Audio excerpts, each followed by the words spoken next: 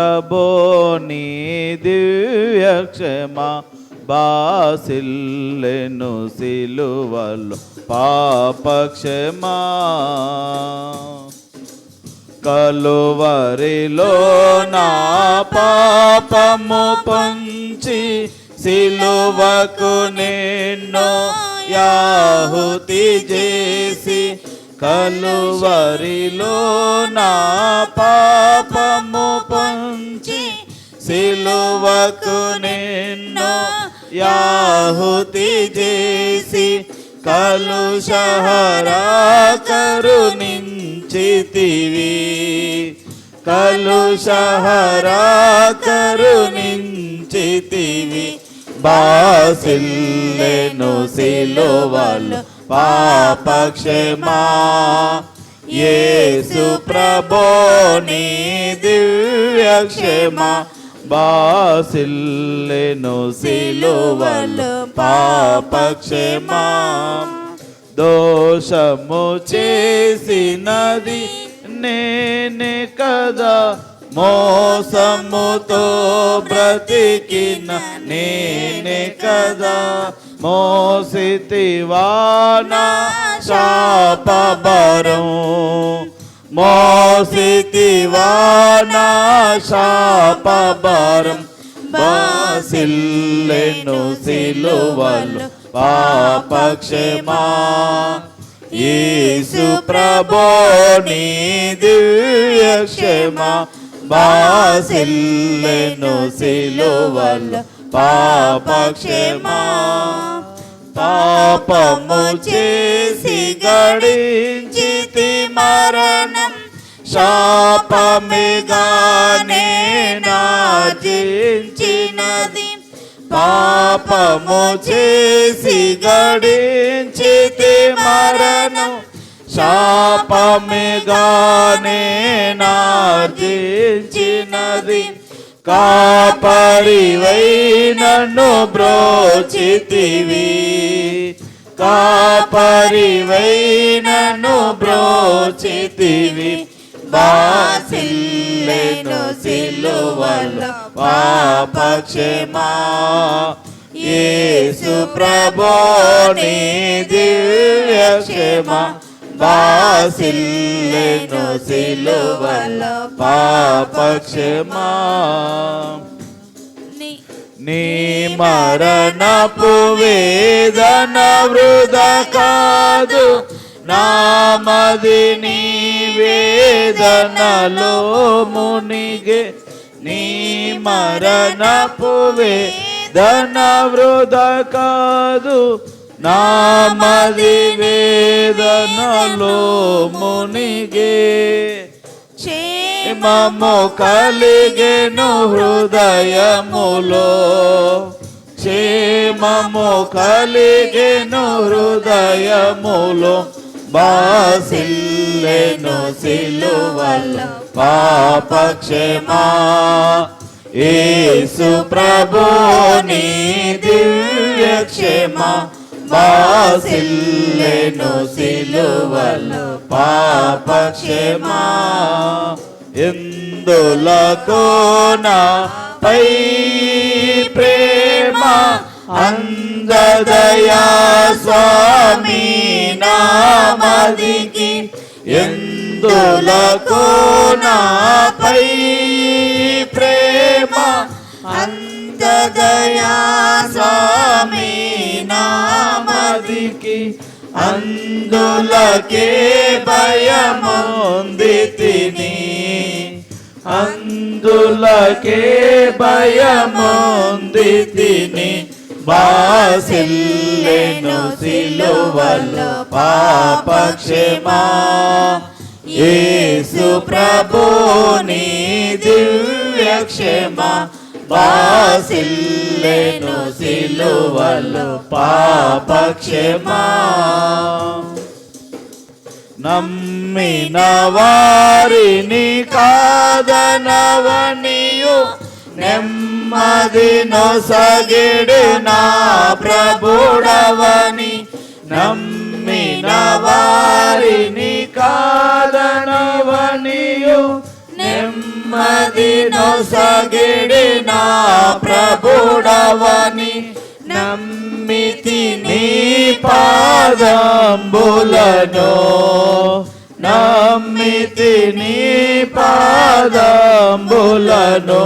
బాసిల్లెను సిలువలో పాపక్షమా, యేసు ప్రభు నీ దివ్య క్షమా. బాసిల్లెను సిలువలో పాపక్షమా.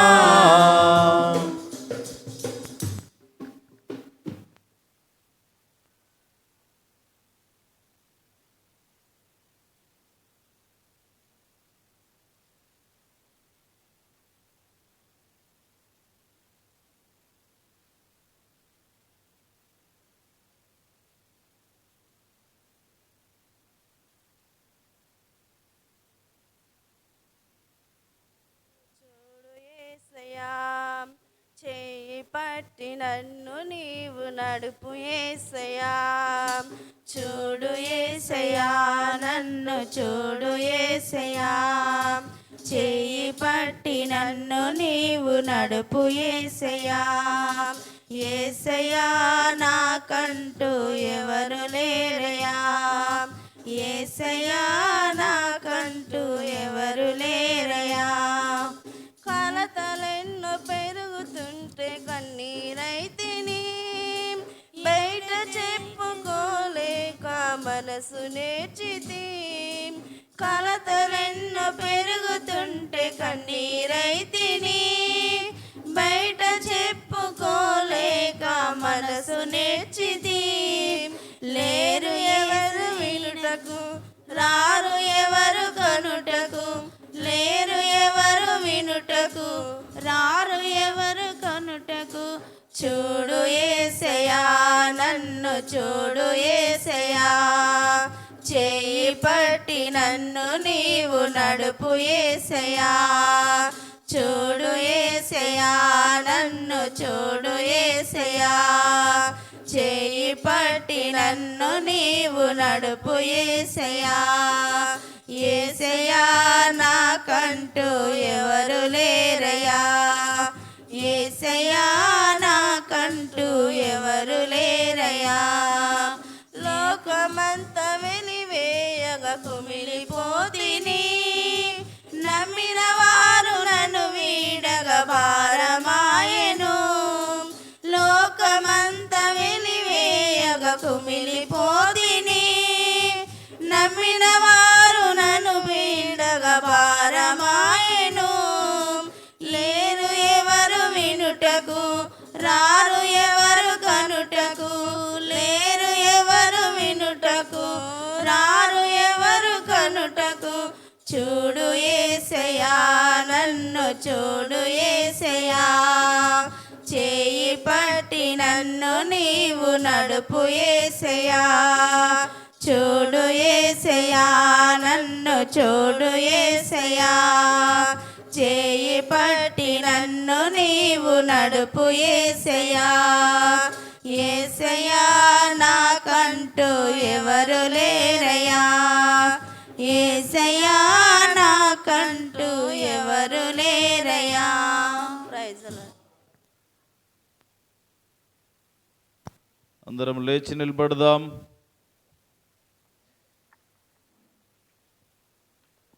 సమయంలో దైవ సందేశం అందించుటకు ఏర్పాటు చేయబడిన దేవుని సేవకులు రెవరెండ్ ఆర్ ప్రవీణ్ కుమార్ గారు వేదిక మీదకి రావాలని ఆహ్వానిస్తూ ఉన్నాం.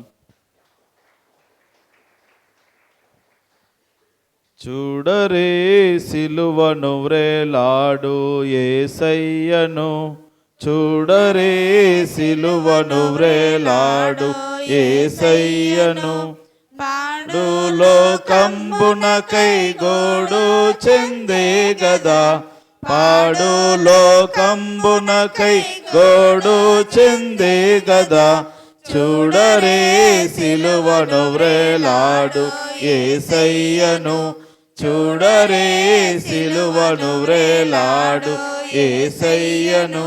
నా చేతులు చేసినట్టి దోషంబులే గదా, నా చేతులు చేసినట్టి దోషంబులే గదా నారాజు చేతులలో ఘోరంబు జీలలు నారాజు చేతులలో ఘోరంబు జీలలు చూడరే సిలువను వ్రేలాడు యేసయ్యను చూడరే సిలువను వ్రేలాడు యేసయ్యను పరుగెత్తి పరమ గురుని శిరముపై దురితాంపు తలపులే పరమ గురుని శిరముపై నెనరులేక మొత్తెనయో ముల్లా కిరీటమై నెనరులేక మొత్తెనయో ముల్లా కిరీటమై చూడరే సిలువను వ్రేలాడు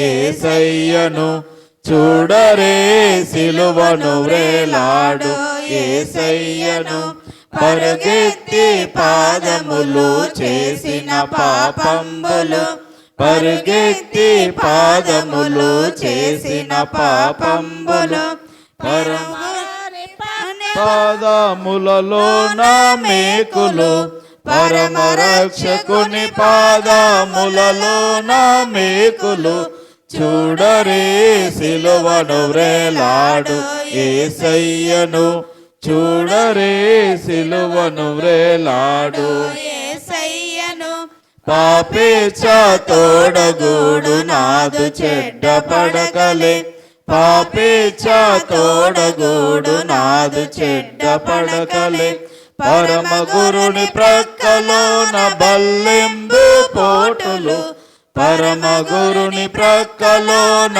బల్లెంబు పోటులు చూడరే సిలువను వ్రేలాడు యేసయ్యను చూడరే సిలువను వ్రేలాడు యేసయ్యను. అందరం కూర్చుందాం. జయశేషన్న గారు ప్రార్థనలు నడిపిస్తారు. అందరము ప్రార్థనలు ఏకీభవించుదాం.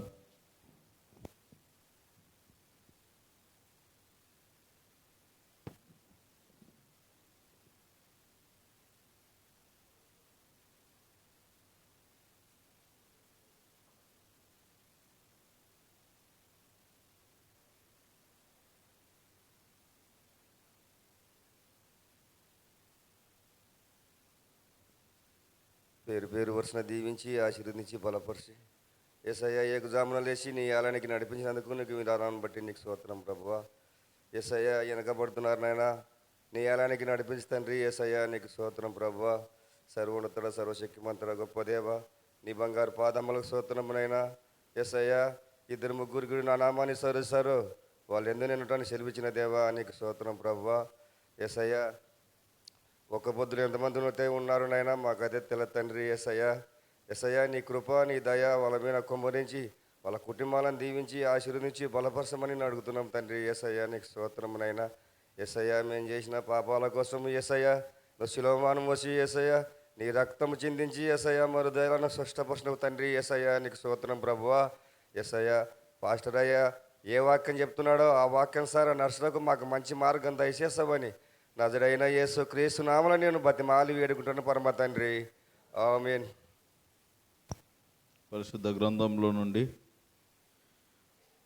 అపోస్తలుడైన పౌలు రోమీయులకు రాసిన పత్రిక 6వ అధ్యాయము 20 నుండి 23 వచనాల వరకు. రోమీయులకు రాసిన పత్రిక 6వ అధ్యాయము 20 నుండి 23 వచనాల వరకు గల లేఖన భాగము. ఈ మహిమరాజు చదవగా విందాం.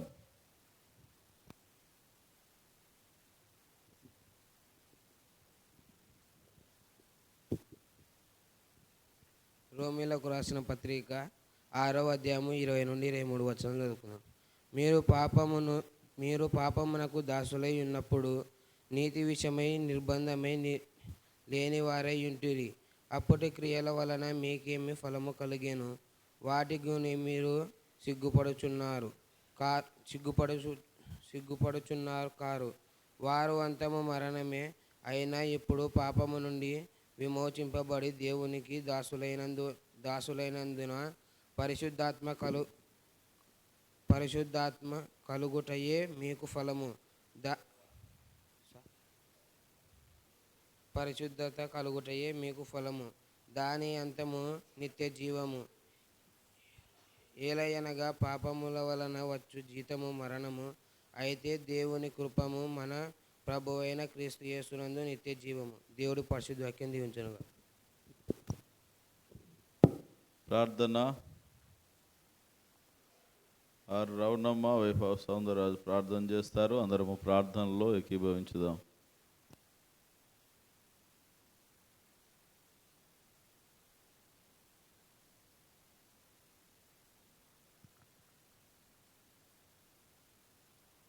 అందరం కళ్ళు మూసుకుంటూ ప్రార్థన చేసుకున్నాం. మహోన్నతుడ, కృపగల దేవ, జీవము గల తండ్రి, జీవాధిపతి, నీకు స్తుతులు స్తోత్రములు నైనా. అయోగ్యులము, అల్పవిశ్వాసులము, ఎన్నికలేని వారినైనా కేవలం నీ దయవల నీ కృప వలనైనా నీ మందిరం చేరిన విధానాన్ని బట్టి నీకు స్తుతులు స్తోత్రములునైనా. అవును తండ్రి, మాకు రాత్రి అంతా మంచి నిద్ర దయచేసిన దేవానికి స్తుతులు స్తోత్రములునైనా. ఉదయకాల సమయమున నా తండ్రి చిన్న మందగా కూడా నిన్ను ప్రార్థించే మనసు మాకు ఇచ్చినందుకు నీకు వేలాది స్తుతులు స్తోత్రములునైనా. అవును తండ్రి, పాస్టర్ నా దేవా తండ్రి, జామున మేలుకొని నా తండ్రి ఏ వాక్యం చెప్పాలన్నా ఈ రోజుని నా తండ్రి నిమురు వేసుకొని దేవా మంచి మేలుక దయచేసి నీ దాసులను నా తండ్రి నీ మందిరాన్ని చేర్చిన విధానాన్ని బట్టి నీకు స్తుతులు స్తోత్రములునైనా. అవును తండ్రి, ఎక్కడెక్కడైతే నా తండ్రి నీ మందిరాలలో ఆరాధన జరుగుతున్నదో తండ్రి, ప్రతి మందిరముల స్వస్థత, జీవము, సత్యం అని మార్గము నేర్పించిన దేవానికి స్తుతులు స్తోత్రములునైనా. అవును తండ్రి, ఇక్కడ అందరం మేము కూడి నిన్ను ప్రార్థించనైనా మాకు మంచి మనసు ఇచ్చినందుకు నీకు వేలాది స్తుతులు స్తోత్రములునైనా. అవును తండ్రి, పాస్టర్ నైనా కుటుంబాన్ని దీవించి ఆశీర్వదించు తండ్రి. ఇంకా నాయన నీ సేవలు నా తండ్రి ఇంకా బలముగా వాడుకో తండ్రి, నీకు స్తుతులు స్తోత్రములునైనా. వాక్యము చెబుతుండగా నా తండ్రి శరీరము కోల్పోకుండా ఆత్మ సిద్ధముగా ఉంచి నా తండ్రి 40 రోజులు నీ దయా, నీ కృప, నీ ఆశీర్వాదం దయచేస్తామని అడుగుచున్నాం దేవానికి స్తుతులు స్తోత్రములునైనా. వాక్యం విని ఇడిచిపెట్టకుండా మా హృదయంలో భద్రపరుచుకొని వాక్యానుసారంగా లోబడనికి మాకు దయచేయనైనా నీకు స్తుతులు స్తోత్రములునైనా. పాపానికి దూరంగా ప్రార్థనకు దగ్గరగా ప్రతి ఆత్మ దయచేయనైనా. ఇంకా ఎంతోమంది బిడ్డలు రాలేక వెనుకబడిపోయినారు తండ్రి, నీ చిత్తమైతే మరొకసారి నడిపించు దేవానికి స్తుతులు స్తోత్రములునైనా. కోత విస్తారముగా ఉన్నది, పనివారు లేరు అని సెలవిచ్చిన దేవా, మందిరాలు విస్తారముగా ఉన్నవి, నిన్ను ప్రార్థించలేకపోతున్నామయ్యా నీకు స్తుతులు స్తోత్రములునైనా. లోకాశలతో లోక బ్రతుకులతో బ్రతుకుచున్నమయ్యా నీకు స్తుతులు స్తోత్రములునైనా. ఇంకా రానేని బిడ్డలను తండ్రి మరొకసారి నీ మందిరానికి నడిపించి ప్రతి ఆత్మకు నా తండ్రి మా కాళ్ళు వంచి నేను ప్రార్థించ మనసు దయచేయమని అడుగుచున్న దేవానికి స్తుతులు స్తోత్రములునైనా. అవును తండ్రి, ఈ దినము చూడలేక ఎంతోమంది నా తండ్రి కాలగర్భంలో కలిసిపోయినారయ్యా. నీ చిత్తమైతే మమ్మలను నా తండ్రి సజీవ లెక్కలు ఉంచి నీ మందిరాన్ని చేర్చినవు దేవానికి స్తుతులు స్తోత్రములునైనా. అవును తండ్రి, అనారోగ్యంతో నా తండ్రి ఎంతోమంది బిడ్డలునైనా హాస్పిటల్ల దేవా భయంకరమైన రోగముతో నా తండ్రి అల్లాడుతున్నారు దేవానికి స్తుతులు స్తోత్రములునైనా. నీ చిత్తమైతే నా తండ్రి ఈ శ్రమ దినాలలో నా తండ్రి ఆ బిడ్డలను లేవనెత్తము దేవానికి స్తుతులు స్తోత్రములునైనా. అవును తండ్రి, కళావతినైనా వేసే బారిగను నా తండ్రి ముట్టండి, స్పష్టపరచండి దేవానికి స్తుతులు స్తోత్రములునైనా. కుటుంబానికి శాంతి, సమాధానము, నెమ్మది దయచేయమని నా తండ్రి ఈ కొద్ది ప్రార్థన నాకు ఇచ్చినందుకు నా దేవా, నా ప్రార్థనలు ఏమన్నా తప్పులుంటే క్షమించి నన్ను నేను తగ్గించుకొని నీ నామం హెచ్చించుకొని నజరైన యేసు క్రీస్తు పేరట బీద బిడ్డను అడిగి వేడి బ్రతిమాలుకుంటున్నాను తండ్రి, ఆమేన్.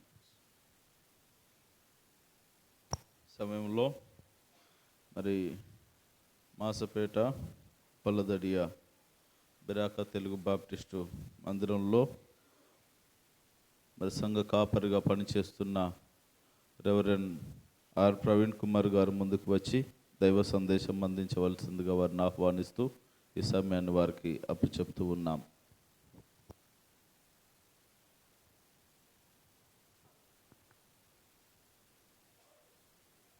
ప్రభు పరిశుద్ధ నామానికి మహిమ కలుగును గాక. మన ప్రభువును రక్షకునైన యేసుక్రీస్తు నామంలో మీ అందరికీ ఉదయకాల శుభములు, ప్రేమ వందనాలు తెలియజేస్తున్నాను. అందరికీ వందనాలు. ప్రభు నాకు ఇచ్చిన ఈ సమయాన్ని బట్టి మొదట నేను ప్రభువును స్తుతిస్తున్నాను. రెండవదిగా స్థానిక సంఘ కాపరి నా తోటి జత పనివారు దైవజనులు నరేష్ గారికి, వారి కుటుంబానికి నా హృదయపూర్వక కృతజ్ఞతలు తెలియజేస్తున్నాను. సంఘ కమిటీ వారికి కూడా ప్రభు నామంన వందనాలు. అపోస్తులుడైన పౌలు రోమీలకు రాసిన పత్రిక 6వ అధ్యాయము 20 నుండి 23 వరకు చదవగా విన్నాం. మరొకసారి ఆ మాటను జ్ఞాపకం చేసుకుందాం. మీరు పాపమునకు దాసులై ఉన్నప్పుడు నీతి విషయమై నిర్బంధము లేని వారై ఉంటిరి. అప్పటి క్రియల వలన మీకేమి ఫలము కలిగెను? వాటిని గురించి మీరిప్పుడు సిగ్గుపడుచున్నారు కారా? వాటి అంతము మరణమే. అయినను ఇప్పుడు పాపము నుండి విమోచింపబడి దేవునికి దాసులైనందున పరిశుద్ధత కలుగుటయే మీకు ఫలము. దాని అంతము నిత్య జీవము. ఏలయనగా పాపము వలన వచ్చు జీతము మరణము, అయితే దేవుని కృపావరము మన ప్రభు అయిన క్రీస్తు యేసునందు నిత్య జీవము. దేవునికి స్తోత్రం. హల్లెలూయా. ఈ ఉదయకాల సమయం మనం ధ్యానం చేసే ధ్యానాంశము పాపము నుండి విడుదల యేసు ద్వారానే. ఆమెన్. ఎవరి ద్వారా? పాపము నుండి విడుదల యేసు ద్వారానే. అపోస్తులుడైన పౌలు ఈ మాటను రాస్తూ ఈ విషయాన్ని తెలియజేస్తూ ఉన్నాడు. మన జీవితాలలో జ్ఞాపకం చేసుకోవాల్సిన విషయం ఏంటంటే, యేసు ప్రభువారు ఈ లోకానికి వచ్చింది మతాన్ని స్థాపించడానికి కాదు, కులాన్ని స్థాపించడానికి కాదు, లేదా ఒక సంస్థను స్థాపించి తన వైపుకు ఏదో కొంతమందిని పోగు చేసుకోవడానికి ఆయన ఈ లోకానికి రాలేదు. మరి ఎందుకు వచ్చాడు అని మనం ఆలోచిస్తే, పాపములో కొట్టుమిట్టాడుతున్న ప్రజలమైన మనలను రక్షించుటకు ఆయన తన్ను తాను తగ్గించుకొని, ఆయనే అన్నిటినీ చేసిన దేవుడై ఉన్నప్పటికీ శరీరధారిగా ఈ లోకానికి రావాల్సిన పరిస్థితి వచ్చింది. అందుకే పౌలు మరొక చోట రాస్తూ అంటాడు, తిమోతికి రాసిన మొదటి పత్రిక 1:15 అంటాడు, పాపులను రక్షించుటకు క్రీస్తు యేసు లోకమునకు వచ్చెనను వాక్యము నమ్మదగినదియు పూర్ణాంగీకారమునకు యోగ్యమునై ఉన్నది.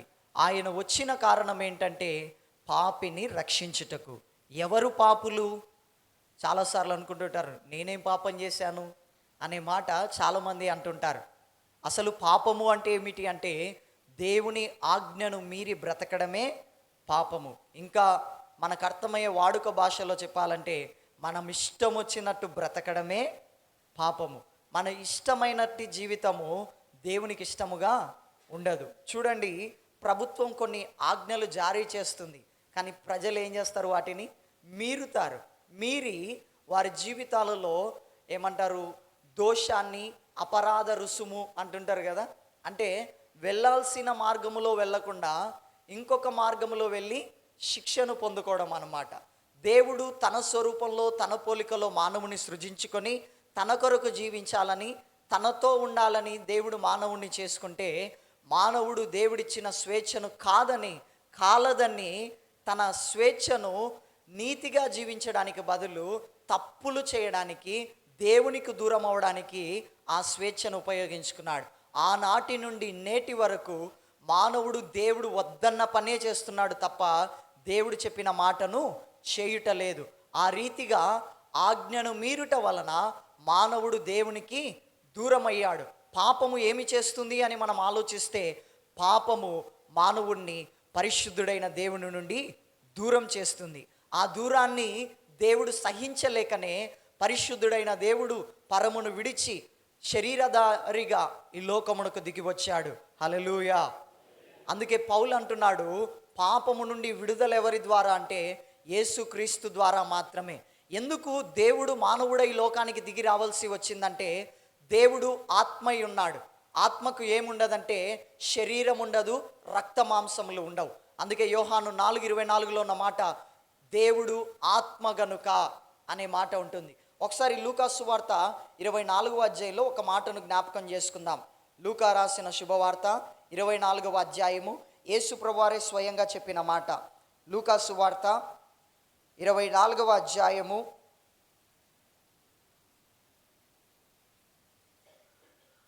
39వ వచనం, నేనే ఆయనను అనుటకు నా చేతులను నా పాదములను చూడుడి, నన్ను పట్టి చూడుడి, నాకున్నట్టుగా మీరు చూచుచున్న ఎముకలను మాంసమును భూతమునకుండవు. భూతం అంటే ఏంటి?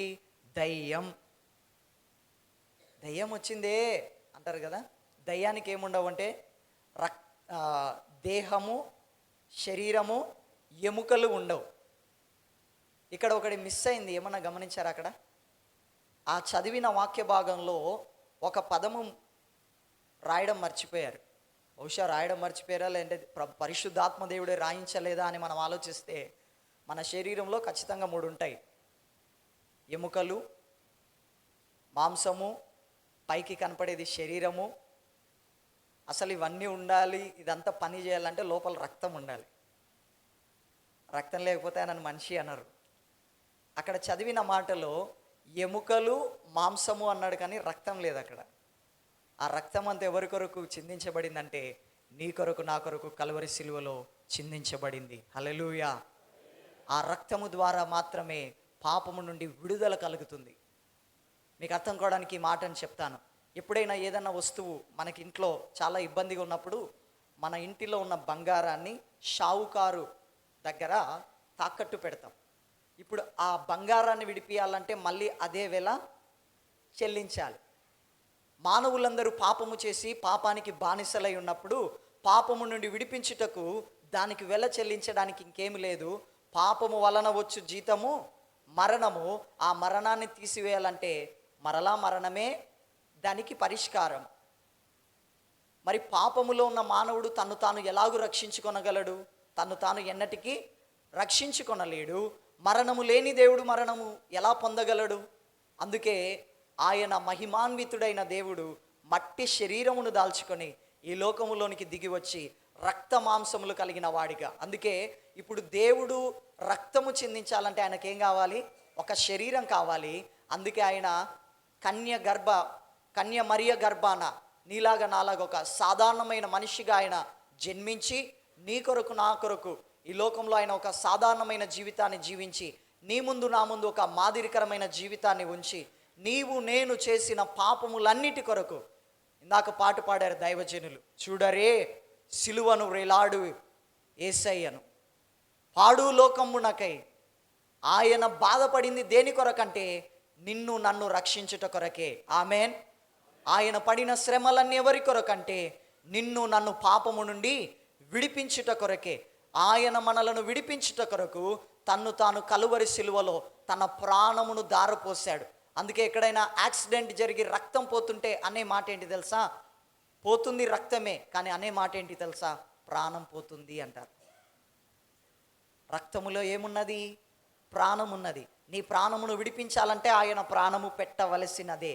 క్రీస్తు నీ కొరకు, నా కొరకు ఎందుకు ప్రాణం పెట్టాడంటే నిన్ను నన్ను పాపము నుండి విడిపించుట కొరకే. అందుకే పౌలు అంటున్న మాట ఆయన ద్వారా మాత్రమే.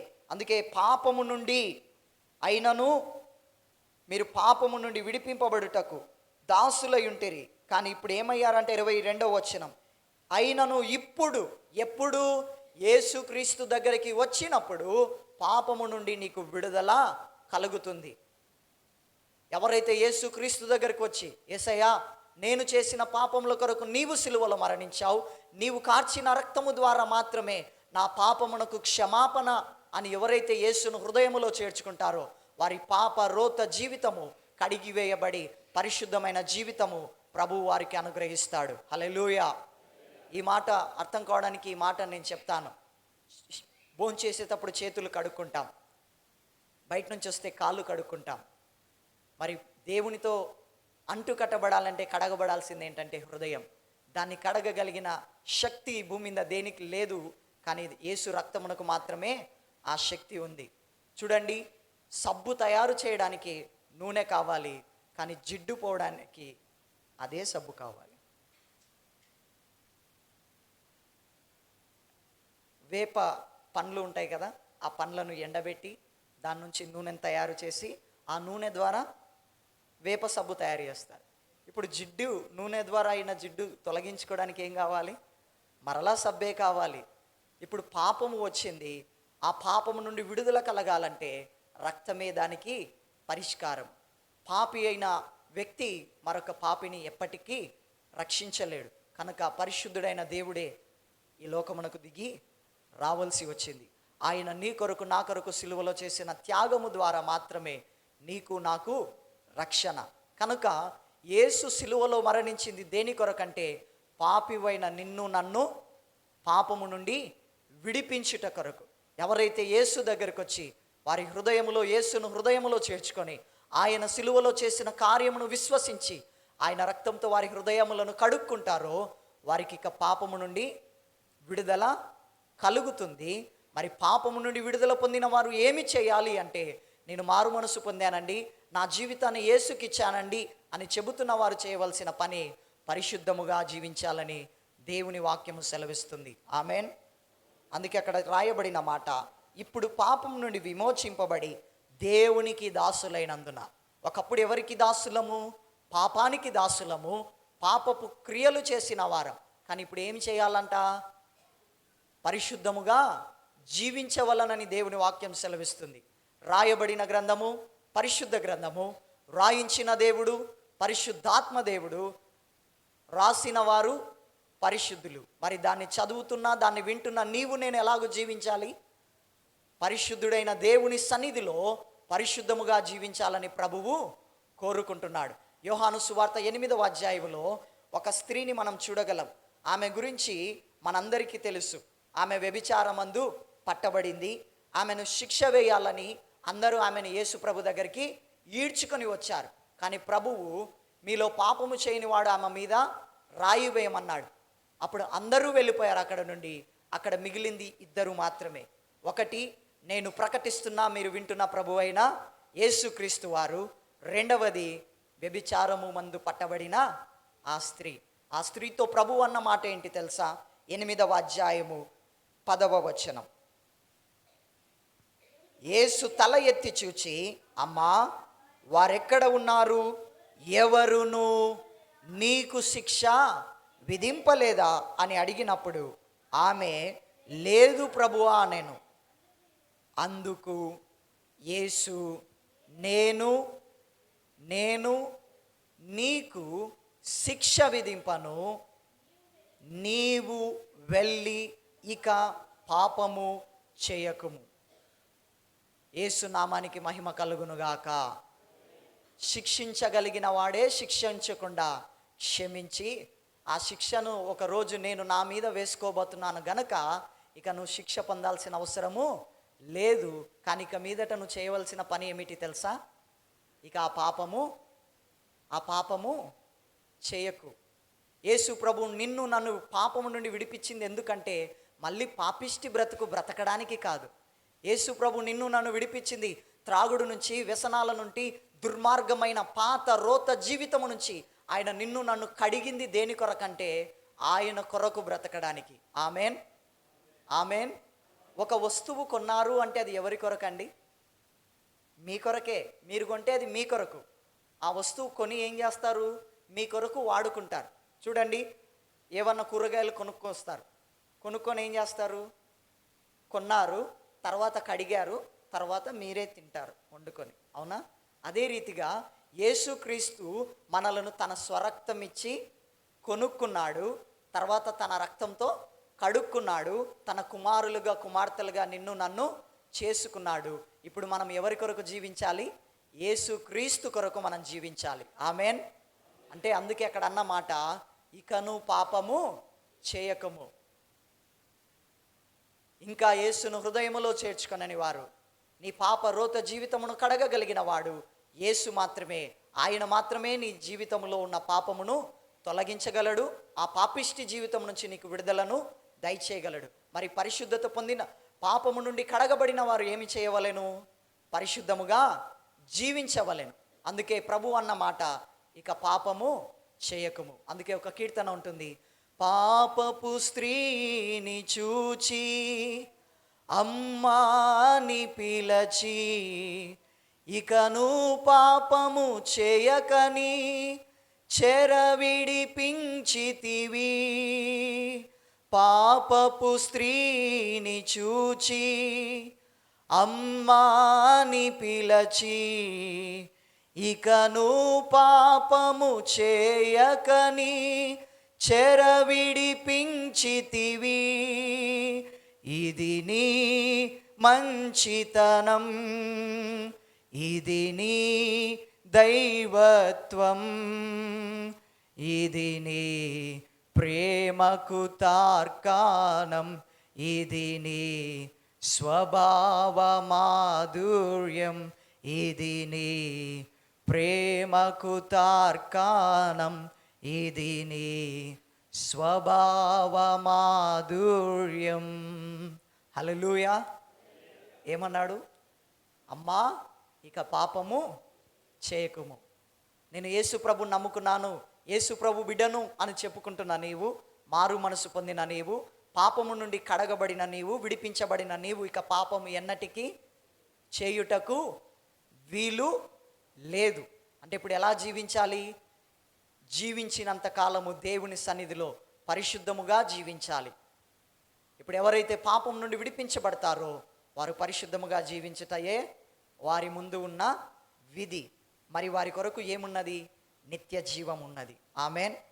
ఎప్పుడైతే పాపము యొక్క శిక్ష మరణము తొలగించబడిందో వారందరికీ ఉచితముగా నిత్య జీవం ఉంది. కనుక పాపము పోయినప్పుడే మోక్షము కలుగుతుంది. అందుకే అక్కడ అన్న మాట ప్రభువైన ఏలయనగా ప్రభువైన యేసుక్రీస్తునందు కృపావరము నిత్య జీవము. ఎవరైతే యేసు ప్రభు నందు విశ్వాసం ఉంచుతారో వారికి ఇక మరణ భయము లేదు. వారి కొరకు నిత్య జీవము అంటే మరణము లేని జీవితము యేసుక్రీస్తు ద్వారా మాత్రమే సాధ్యమవుతుంది. ఈ ఉదయకాల సమయంలో ఈ మాటలు వింటున్న ప్రియ దేవుని సంగమా, దేవుని బిడలారా, పాపము నుండి నిన్ను నన్ను విడిపించుట కొరకే యేసు ప్రభువు ఈ లోకమునకు వచ్చాడు. ఆయన యొద్దకు నీవు రాగలిగితే, యేసుకు నీ జీవితాన్ని ఇవ్వగలిగితే ఆయన నీ పాత రోత జీవితాన్ని కడిగివేసి నీకు ఒక నూతన జీవితాన్ని ఇవ్వగలడు. ఒక చిన్న ఉదాహరణ నేను చెప్పి నా వాక్య సందేశాన్ని నేను ముగిస్తాను. ఒక వ్యక్తి తన జీవితాన్ని పాడు చేసుకొని, తన ఆరోగ్యాన్ని పాడు చేసుకొని, ఉన్న డబ్బులన్నీ పేకాట ఆడుతూ, త్రాగుతూ, తిరుగుతూ, విచ్చలవిడిగా బ్రతుకుతూ తన జీవితాన్ని పాడు చేసుకుంటున్నాడు. ఒక వ్యక్తి ఆ మార్గంలో వెళ్తూ ఆ వ్యక్తిని విడిపించడానికి, అంటే ఆ డబ్బులు పేకాట ఆడి ఆడి ఆ వ్యక్తి ఆ డబ్బులు కట్టనందువల్ల అక్కడ ఉన్న వారందరి చేతిలో తన్నులు తింటూ ఉన్నాడు. ఒక వ్యక్తి ఆ దారిన వెళ్తూ జాలిపడి అక్కడికి వెళ్ళి సమస్యను తెలుసుకొని ఏమి జరిగిందంటే ఈ వ్యక్తి ఆడి మోసపోయాడు, డబ్బులు పోగొట్టుకున్నాడు, కాబట్టి ఇప్పుడు డబ్బులు కట్టాలి అన్నాడు. ఏ రోజు ఈ వ్యక్తి యొక్క ముఖము చూడని ఆ వ్యక్తిని విడిపించడానికి అక్కడ డబ్బులు కట్టేసి ఆ వ్యక్తిని ఆ పేకాట నుండి విడిపించి ఇక నుండైనా మంచిగా బ్రతకని కొంచెం డబ్బులు ఇచ్చి అక్కడ నుంచి వెళ్ళిపోయాడు. వెళ్ళిపోయిన తర్వాత అమ్మయ్య విడిపించాడు అని ఆ వ్యక్తికి థ్యాంక్స్ చెప్పేశాడు. కానీ మరలా వెళ్ళి ఆ డబ్బులతో తన జీవితాన్ని బాగు చేసుకోకుండా మరలా డబ్బులతో మరలా ఆడి తాగి తిరిగి మొత్తానికి మరలా ఈసారి పెద్ద గొడవై ఒక వ్యక్తిని చంపి హంతకుడై కోర్టులో బోన్లో నిలబడ్డాడు. నిలబడగానే అందరూ వచ్చి చూస్తున్నారు. ఖచ్చితంగా వీడికి ఈరోజు ఉరిశిక్ష పడుతుంది, సస్తాడు వీడు అని అందరు ఎదురు చూస్తూ ఉన్నారు. చూస్తూ ఉన్నప్పుడు అక్కడ వచ్చి కూర్చున్న వ్యక్తి, జడ్జి గారు, ఒకప్పుడు ఈయనను సహాయం చేసి విడిపించిన అదే వ్యక్తి ఆ బోనులో నిలబడి అంటున్నాడు, సార్ నన్ను గుర్తుపట్టారా అంటున్నాడు. ఆర్డర్ అని జడ్జి గారు అన్నారు. ఏంటి విషయం అంటే, అయ్యా ఈ వ్యక్తి పేకాట ఆడిందే కాకుండా మోసపోయిందే కాకుండా చిన్న గొడవ జరిగి ఒక వ్యక్తిని చంపేశాడు అనగానే ఉరిశిక్ష వేసేయండి అని తీర్పు చెప్పాడు. సార్ ఆ రోజు మీరే విడిపించారు, ఈరోజు ఎందుకు ఇట్లా చేశారు అన్నాడు. ఆయన తీర్పు చెప్పడం అయిపోయిన తర్వాత కిందికి దిగి వెళ్ళి చెప్పిన మాట ఏంటంటే, ఆ రోజు నేను ఒక సాధారణమైన వ్యక్తిగా నేను నీకు సహాయము చేశాను, కానీ నువ్వు నీ జీవితమును మార్చుకొనలేదు. ఈరోజు నేను కూర్చున్న స్థానము న్యాయము తీర్చే వ్యక్తిని, కనుక నేను నీకు ఏం చేశానంటే శిక్ష విధించాను. నువ్వు జీవితమును మార్చుకొనలేదు కనుక ఇక నీ జీవితంలో నీకు మరొక అవకాశము లేదు అన్నాడు. యేసు ప్రభు దగ్గరకు వచ్చి నేను మారు మనసు పొందాను, బ్రతుకు మార్చుకున్నానని చెప్పి మరలా పాపిష్టి బ్రతుకుతున్నావా? ఇకనైనా నీ జీవితాన్ని మార్చుకోకపోతే నువ్వు మరలా ప్రభు ఎదుట నీకు మరొక అవకాశము నీకు లేకపోవచ్చు. కనుక ఈ ఉదయకాల సమయము నీ పాపములు ఒప్పుకొని ఆయన వైపుకు తిరిగి ప్రభు ఇచ్చిన జీవితాన్ని ప్రభు కొరకు జీవించాలని దేవుని సేవకుడిగా తెలియజేస్తూ ఈ మాటలు ముగిస్తున్నాను. ప్రభు పాపులైన వారిని రక్షణలోనికి నడిపించునుగాక, రక్షించబడిన వారిని పరిశుద్ధమైన జీవితము జీవించుటకు తన నిత్య జీవమునకు సిద్ధపరచునుగాక. ఆమెన్. ఈ అవకాశం ఇచ్చిన దైవజనులకు మరొకసారి కృతజ్ఞతలు తెలియజేస్తూ ముగిస్తున్నాను.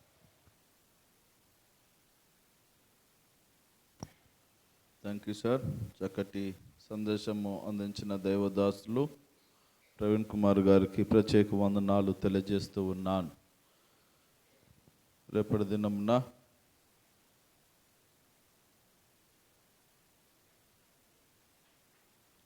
మోజెస్ గారు దైవ సందేశం అందిస్తారు. రెవరెండ్ వడ్డమాన సంఘ కాపరి మోజెస్ గారు దైవ సందేశం, పుల్లగుమ్మి ఏసన్న ప్రార్థన, జయ నాగమ్మ ప్రార్థన, దివ్య బైబిల్ పట్టణం సిద్ధపడి రావాలని మనవి చేస్తూ ఉన్నాను.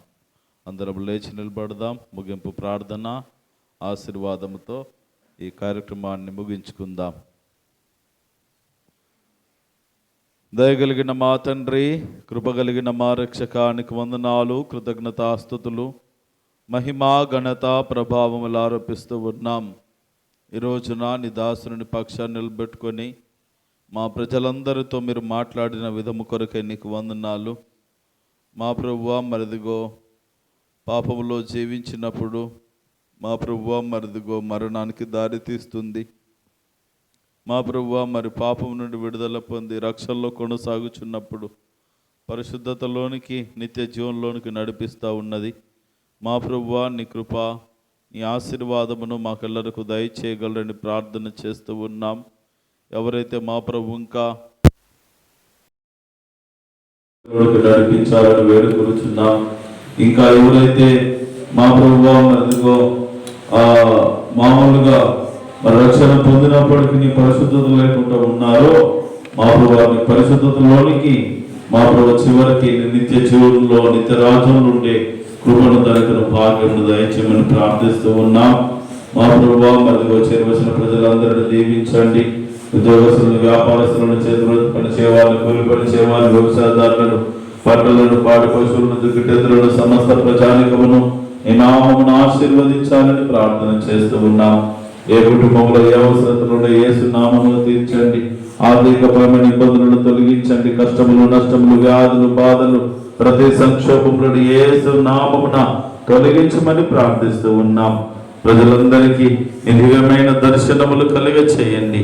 పరిశుద్ధత దయచేయండి. దేవుని మా ప్రభు దేవదేవుడమైనటువంటి నీకును సన్నిధానమునకు వారి దగ్గరగా ఉండి ఈ పాపభూషణమైన కార్యాలకు, లోకానికి, అపవాది సంబంధ క్రియలకు దూరంగా బ్రతుకున్నట్లుగా కృప చూపించి నడిపించమని ప్రార్థిస్తూ ఉన్నాం. స్థానిక సంఘ పెద్దలు, కార్యవర్గ సభ్యులు, స్త్రీల సమాజం, వ్యవహార సమాజం దీవించి వృద్ధి పొందించమని ప్రార్థిస్తూ ఉన్నాం. సంఘం దినదినాభివృద్ధి చెందినట్లుగా, విస్తరించినట్లుగా, ఫలించినట్లుగా కృప చూపించమని ప్రార్థన చేస్తూ ఉన్నాం. మందిరం వెనకాల నిర్మాణ పనులు జరుగుతుండగా కావలసిన ఆర్థిక సహాయమును దయచేయండి. 4 దిశల నుండి కావలసిన ధనమును సమకూర్చమని ప్రార్థన చేస్తూ ఉన్నాం. దాతలను ప్రవేశపెట్టమని ప్రార్థన చేస్తూ ఉన్నాం.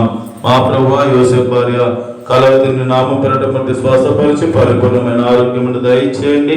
ఇంకా మా పిల్లలు ఎవరైతే అనారోగ్యంతో బాధపడుతున్నారో ప్రతి ఇబ్బందిని, ఆర్థిక మా ప్రభువా మరి అనారోగ్యపు సంక్షోభములను తొలగించి పరిపూర్ణ స్వస్థతను దయచేయండి. నూతన గృహాలు నిర్మాణం చేసుకుని వారికి ఆర్థిక సహాయం దయచేయమని ప్రార్థిస్తూ ఉన్నాం. ఎవరి బిడ్డల భవిష్యత్తును దీవించండి.